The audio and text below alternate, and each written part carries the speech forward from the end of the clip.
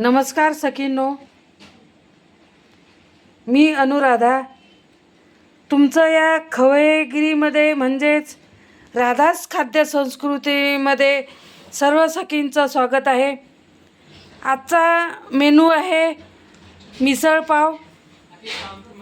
तर मिसळ पावला लागणारे साहित्य, तर इथे मी 2 कांदे घेतले मीडियम साईजचे, 1 टोमॅटो मोठ्या साईजचा, कोथिंबीर, लसूण, अद्रक, अर्धी वाटी खोबरं. हे सर्व मी इथे भाजून घेतलेलं आहे. चांगल्या प्रकारे खरपूस असं भाजलेलं आहे.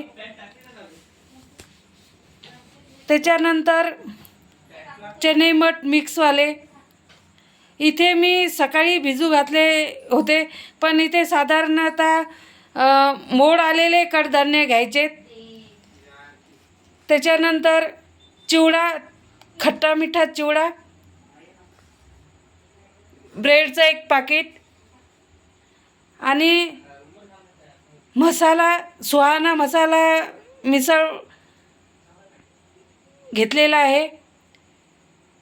तर हा मसाला तर टाकायचाच आहे, पण जे घरगुती मसाले आहे ते पण मी याच्यामध्ये टाकणार आहे, जेणेकरून मिसळ पावच्या भाजीला स्वादिष्ट आणि चवदार होईल. तर आता हे जे मिश्रण भाजून घेतलं आहे ते मी मिक्सरमधून काढणार आहे. आता जे मिसळ करण्यासाठी जे सारण तयार केलं होतं ते मिक्सरमधून काढलं आहे. आता या मिसळला फोडणी कशी द्यायची आणि काय लागते ते पाहू. याच्यासाठी मी जिरं, मोहरी आणि कढीपत्ता याची फोडणी देणार आहे. तर कशी द्यायची फोडणी हे पाहू आपण. इथे कढईमध्ये तेल गरम करायला ठेवलं होतं. याच्यामध्ये जिरं, मोहरी आणि कढीपत्ता हे याचा तडका दिलेला आहे. इथे मी मसाले घेतलेले आहेत. 2 चमचे तिखट, धना पावडर, हळद, गोडा मसाला, गरम मसाला आणि खानदेशी कांदा लसूण मसाला पण घेतलेला आहे.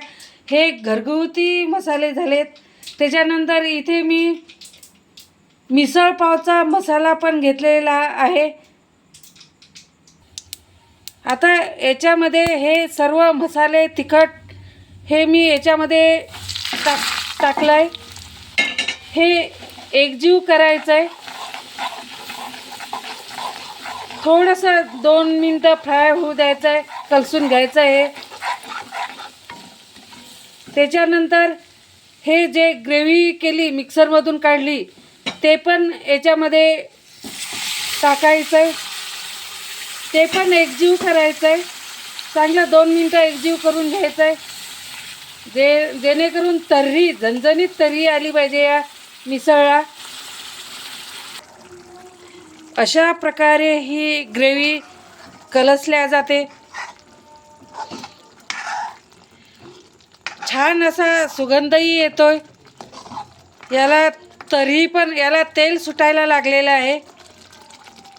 अशा प्रकारे आपण याला फोडणी दिली की कलरही खूप छान येतो, चव खूप छान लागते. आणि हॉटेलमध्ये जसा मिसळ पाव तयार होते त्याच प्रकारे घरी पण आपल्याला केल्या जाते. या चॅनलला जर नवीन असाल तर सबस्क्राईब करा. अगदी 15 ते 20 मिनटात ही मिसळ पाव तयार होते. अशी ही ग्रेव्ही तयार आहे. याला तेल सुटलेलं आहे. आता याच्यामध्ये हे मिक्स चणे मठ हे टाकायचे. पुन्हा टाकल्यानंतर एकजीव करून घ्यायचे. हे याच्यामध्ये टाकलेलं आहे चणे मठ मिसळसाठी. एकजीव करून घ्यायचे.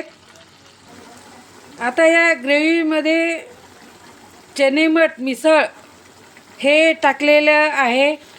चवीनुसार मीठ पण टाकलेलं आहे. आता याच्यामध्ये मी 1 ग्लास पाणी टाकणार आहे.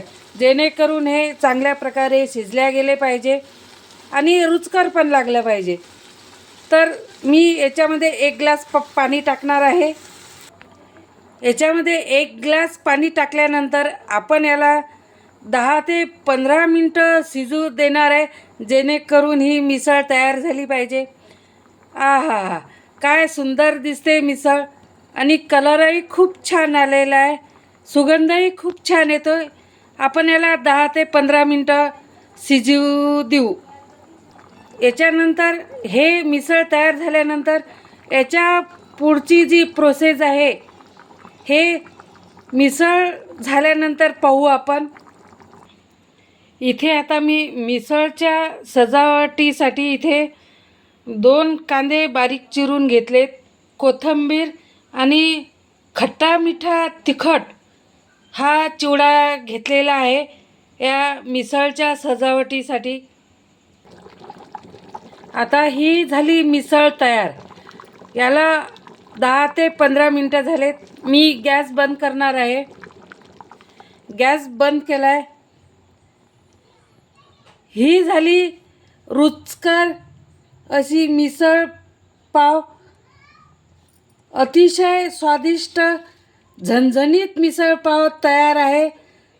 म्हणजे मिसळ पावची रेसिपी ही तयार झालेली आहे, तर्री पण याला आलेली आहे.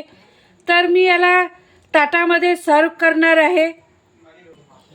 हे तयार झालेले आहे मिसळ पाव. एकदम छान अतिशय रुचकर झालेलं आहे. आता याच्यावर मी सजावटीसाठी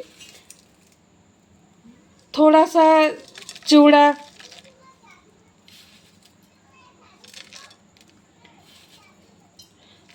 चिवडा, टाकल्यानंतर कांदा बारीक चिरलेला कांदा पण टाकणार आहे.